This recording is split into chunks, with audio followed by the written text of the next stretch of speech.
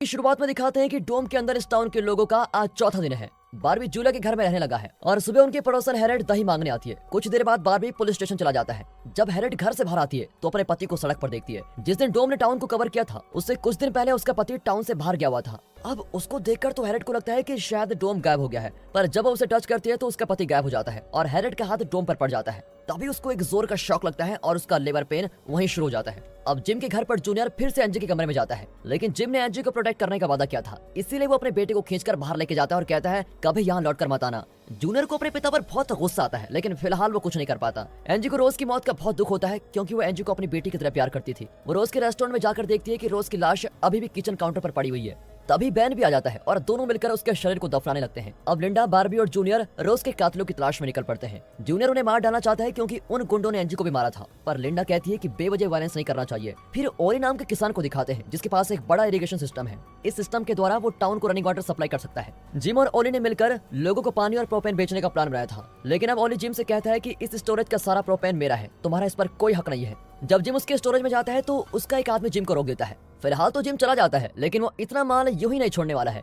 दूसरी ओर जोई और नोरी डोम के साथ कनेक्ट करने की कोशिश करते हैं। जोई की थ्योरी है कि ये डोम एक एटम की तरह है, यानी इसके बाहरी हिस्से में इलेक्ट्रॉन्स हैं, लेकिन इसका मेन पार्ट यानी न्यूक्लियस इसके बीच में होगा। दोनों न्यूक्लियस की तलाश में टाउन के बीच एक खेत में पहुंचते हैं। उनके साथ एक कुत्ता भी होता है जो उन्हें गाइड भी करता है। जैसे वे डोम के बिल्कुल बीच में पहुंचते हैं तो अचानक कुत्ता डरकर भागने लगता है। यहाँ जूलिया हैरेट को हॉस्पिटल लेके जा रही होती है कि रोज के कातिल उनको रोक देते हैं। हैरेट दर्द के मारे चिल्लाने लगती है, लेकिन वो गुंडे इनका सारा फ्यूल चुराने की कोशिश करते हैं। तभी बारबी वहाँ पर आता है और गुंडों को भगाता है। ये दोनों हैरेट को जोई के घर लेके जाते हैं जहाँ अब एलिस रहने लगी है। दरअसल इस वक्त टाउन में ये अकेली डॉक्टर है, इसलिए हॉस्पिटल जाने के बजाय वे हैरेट को यहाँ पर लेकर आए थे। अब एलिस और कैरोलिन हैरेट की डिलीवरी में मदद करती है। जोई और नोरी डोम के सेंटर में पहुंचते हैं तो वहाँ पर एक छोटा डोम होता है जिसके अंदर एक काला अंडा होता है। जब वो छोटे डोम को छूते हैं तो एलिस उनके सामने आती है और हाथ निकालती ही वो गायब हो जाती है। नोरी को लगता है कि उसकी मां मुसीबत में है, इसलिए वो तुरंत घर भाग कर आती है। यहाँ ओली जिम से मिलता है और बताता है मैं तुम्हें मना नहीं करना चाहता था, लेकिन इस टाउन के लोग हमेशा मुझे तुमसे कम समझते हैं, इसलिए मैं उनको दिखाना चाहता हूँ कि मैं भी उतना ही पावरफुल हूँ और मेरे इरिगेशन सिस्टम के बिना उन्हें पीने का पानी भी नसीब नहीं होगा। दूसरी ओर लिंडा और जूनियर उन दोनों गुंडों को अरेस्ट करने वाले होते हैं, पर जब इन पर शूट करते हैं तो मजबूरन लिंडा एक गुंडे को शूट कर देती है। दूसरा अपनी जान की भीख मांगता है, लेकिन जूनियर उसको मार डालता है। यहाँ हैरेट एक लड़की को जन्म देती है और उसका नाम एलिस रखती है क्योंकि एलिस के बिना उसकी डिलीवरी नहीं हो पाती। पर कुछ ही देर बाद एलिस को हार्ट अटैक आ जाता है। अब रात को प्रोपेन स्टोरेज का गार्ड ट्रक में लोड रख रहा होता है और तभी जिम उस पर एम करके शूट करता है। इससे कार एक्सप्लोड हो जाती है और गार्ड मारा जाता है। नोरी घर आकर अपनी माँ की हालत देखकर बड़ी परेशान हो जाती है। जो एक हफ्ते के बाद अपनी बहन को देखकर बहुत खुश होती है, लेकिन तभी एलिस अपनी आखिरी सांस लेती है। अब नोरी अपनी माँ की ऐसी मौत सह नहीं पाती और डोम से कहती है कि मेरी माँ को लौटा दो। अगली सुबह बारबी एलिस के शरीर को दफनाने के लिए गड्ढा खोदता है। यहाँ रोज की मौत के बाद एंजी उसके रेस्टोरेंट को चलाना चाहती है क्योंकि जिम इस जगह का ओनर है और वो एंजी को रेस्टोरेंट बेच देता है। फिर जिम ओली से सुलह करने जाता है क्योंकि टाउन में फूड सप्लाईज की कमी है और ओली की मदद के बिना लोग भूख प्यास से मर जाएंगे। पर जिम से बदला लेने के लिए ओली टाउन के लोगों को भूखा मारने पे उतर आता है। अब जिम लिंडा और बारबी को टाउन के कानून के बारे में बताता है जिसमें इमरजेंसी के वक्त किसी की भी प्रॉपर्टी जब्त की जा सकती है। इसीलिए वो पुलिस आर्म फोर्स से रिक्वेस्ट करता है कि वो ओली के फार्म पर कब्जा कर ले। पर जब वे फार्म पर जाते हैं तो वहाँ इनसे कई ज्यादा आर्म्ड आदमी होते हैं। वे ऑफिसर कार्टर के पैर पर शूट करते हैं और वार्निंग देते हैं कि ये ओली का फार्म है, इसलिए अंदर मत आओ। अब जूनियर अपने पिता से बदला लेने के लिए ओली से मिल जाता है। पूरी पुलिस फोर्स की नाक ही कट जाती है और वे स्टेशन लौट आते हैं। जोई जूलिया को उस छोटे डोम और अंडे के बारे में बताता है और दोनों उसको देखने जंगल के बीच जाते हैं। इस वक्त अंडा पिंक कलर का चमक रहा होता है। जूलिया उसे टच करने की कोशिश करती है, लेकिन छोटा डोम उसे प्रोटेक्ट कर रहा होता है। फिर वो धीरे से डोम को छूती है तो उसे जोई का एक विजन दिखता है जिसमें वो कहता है सम्राट का सरताज पहनाया जाएगा। हाथ निकालते ही विजन भी गायब हो जाता है। इस पर तो जूलिया शॉक हो जाती है और दोनों जल्दी घर लौट आते हैं। यहाँ वाटर सप्लाई के लिए जिम लोगों को इकट्ठा करके ओली की आदमियों पर हमला करना चाहता है,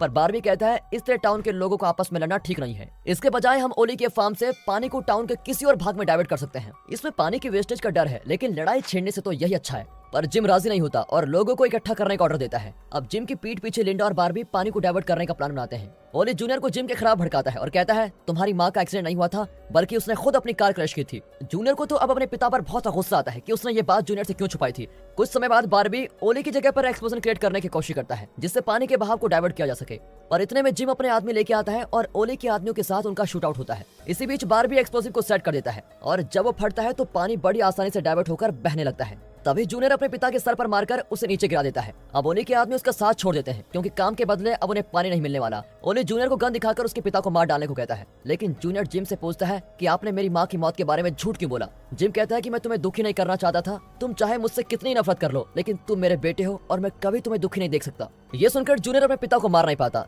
तभी ओली जिम को शूट करने की कोशिश करता है, पर जूनियर ओली को शूट कर देता है। कुछ देर बाद बारबी जिम से मिलने उसके ऑफिस जाता है। बारबी को बड़ा गुस्सा आता है कि शूट आउट की वजह से 5 आदमी मारे गए, पर जिम को इसकी कोई फिक्र नहीं है। बारबी रियलाइज करता है कि जिम सिर्फ अपनी पदवी बनाए रखने के लिए लोगों की मदद करना चाहता है। अगली सुबह जूलिया बारबी को जंगल के बीच में लेके जाती है, पर वहाँ ना तो छोटा डोम होता है और ना ही अंडा। तभी लिंडा बारबी को कॉल करके बताती है कि टैड नाम के आदमी ने गलती से एक राह चलते आदमी को शूट कर दिया है। हालांकि वो एक ड्रग एडिक्ट को शूट करना चाहता था जो बिना परमिशन टैड की प्रॉपर्टी में घुस आया था। बारबी तुरंत वहाँ पहुँचता है तो ड्रग एडिक्ट बताता है कि लेस्टर मुझे रैप्चर नाम का ड्रग बेचता था, लेकिन पिछले कुछ दिनों से मुझे ड्रग नहीं मिला है। ये सुनकर बारबी और लिंडा बिल्कुल शॉक हो जाते हैं कि लेस्टर सिर्फ अंतिम संस्कार नहीं करता बल्कि टीनेजर्स को ड्रग का आदी भी बना रहा था। वे तुरंत लेस्टर के घर पर जाते हैं तो देखते हैं कि वहाँ रैप्चर बनाने के सारे इंग्रेडिएंट्स भरपूर मात्रा में होते हैं और इस ड्रग का मेन इंग्रेडिएंट प्रोपेन है। लेकिन इतना सारा प्रोपेन जिम की जानकारी के बिना तो टाउन में आ ही नहीं सकता, इसीलिए अब इन्हें जिम पर शक होता है। जूनियर एंजी से मिलने रेस्टोरेंट में जाता है। वो अब भी ये समझता है कि डोम की वजह से ही एंजी उससे दूर रहना चाहती है। तभी अचानक एंजी को दौरा पड़ता है और वो कहती है पिंक स्टार्स गिर रहे हैं। कहानी के इस पॉइंट पर एक नई कैरेक्टर अंदर आती है जिसका नाम है मैक्स। ये बहुत बड़ी बिजनेसवुमन है और जिम को प्रोपेन सप्लाई करने वाली मेन डीलर है। जिस दिन टाउन पर डोम गिरा था उस दिन ये जिम से मिलने आई थी और तभी से पुराने घर में रह रही है, लेकिन अब वो टाउन पर आए हुए संकट का फायदा उठाकर खूब पैसे कमाना चाहती है। जूनियर एंजी को घर ड्रॉप करने का वादा करके उसको अपनी गाड़ी में लेके जाता है, पर एंजी बहुत डरी हुई होती है कि वो फिर से उसे शेल्टर में बंद न कर दे। वो एकदम सरप्राइज हो जाती है जब जूनियर सच में उसे घर छोड़ देता है और कहता है जल्दी सब कुछ ठीक हो जाएगा। घर में जूलिया और बच्चे उस अंडे के गायब होने के बारे में डिस्कस कर रहे होते हैं। एंजी आकर बताती है कि उसे दौरा पड़ा था। अब उन्हें यकीन हो जाता है कि इन तीनों को किसी स्पेशल काम के लिए चुना गया है। नौरी एंजी की पीठ पर एक तितली का टैटू देखती है जो बिल्कुल डोम पर चिपकी हुई तितलियों की तरह दिखती है, पर बाकी लोग इस बात को सीरियसली नहीं लेते। अब टाउन के लोगों को सुरक्षित रखने के लिए जिम सभी के गन्स वापस लेना चाहता है, पर वो जानता है कि जोर जबरदस्ती से लोग नहीं मानेंगे, इसलिए वो अनाउंस करता है कि जो भी अपने गन्स और वेपन सरेंडर करेगा उसे एक्स्ट्रा खाना और पानी मिलेगा। नोरी और जोई अपने कुत्ते को लेकर फिर एक बार अंडे को ढूंढने निकलते हैं। एंजी पुलिस स्टेशन जाकर जूनियर से मिलती है और इस डोम के बारे में पूछती है, क्योंकि जूनियर अक्सर कहा करता था कि डोम की वजह से एंजी अजीब बिहेव कर रही है। वो एंजी को अपने घर लेके जाता है और बताता है उसकी माँ एक आर्टिस्ट थी। एक दिन उसे एक अजीब सपना आया था जिसे उसकी माँ ने कैनवास पर पेंट किया था। उस सपने में जूनियर एक पहाड़ पर खड़ा था और आसमान से पिंक तारे गिर रहे थे। अब रेस्टोरेंट में टाउन के कई लोग अपनी गन्स को सेंटर करने आते हैं, लेकिन टैड जिसने एक राह चलते आदमी को शूट कर दिया था वो नहीं आया। बारबी और जिम उसके घर जाते हैं तो पता चलता है कि जब डोम यहाँ पर गिरा था तो एक्सीडेंट में उसकी पत्नी मर गई थी। अब वो जीना नहीं चाहता और खुद को शूट करने वाला होता है। जिम उसको रोकता है और समझा बुझाकर उसे हॉस्पिटल भेज देता है। इसी बीच लिंडा पता लगाना चाहती है कि आखिर इतना सारा प्रोपेन कौन इंपोर्ट कर रहा है। वो प्रोपेन स्टोरेज पर जाकर सीसीटीवी फुटेज चेक करती है तो पता चलता है कि मरे हुए इंस्पेक्टर और मैक्स के बीच कोई डीलिंग हुई थी, लेकिन वो विश्वास ही नहीं करना चाहती है कि इंस्पेक्टर बुरा आदमी था। यहाँ मैक्स आकर बारबी को किस करती है। तब पता चलता है कि मैक्स बारबी की बॉस है, लेकिन बारबी को उसके साथ काम करना बिल्कुल भी पसंद नहीं है। दरअसल बारबी और जिम को मैक्स की हर बात माननी पड़ती है क्योंकि वो इनके सारे बुरे काम जानती है और किसी भी वक्त इनके सीक्रेट्स का खुलासा कर सकती है।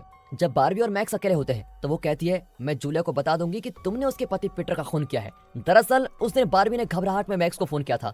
अब पीटर गायब है तो मैक्स समझ जाती है कि बारबी ने उसको मारा होगा। जोई और नोरी को जंगल के बीच वो अंडा नहीं मिलता और वे घर लौट आते हैं, लेकिन अंडा उनके घर के पास के शेड में होता है। एंजी बताती है कि कल रात जोई उसको यहाँ पर लेके आया था, लेकिन जोई को कुछ भी याद नहीं है। वो धीरे से डोम को टच करते हैं तो पता चलता है कि इनके हाथ चाबी की तरह उसको खोल सकते हैं, पर लॉक को पूरा खोलने के लिए उन्हें एक और इंसान की जरूरत है जिसकी मदद से लॉक खुल सकता है। और दोस्तों इसी के साथ सीरीज का थर्ड पार्ट यहाँ पर खत्म होता है। वो चौथा इंसान कौन है जानने के लिए अगला पार्ट जरूर देखिए। और दोस्तों अगर ये पार्ट आपको अच्छा लगा वीडियो को लाइक, चैनल को सब्सक्राइब करना बिल्कुल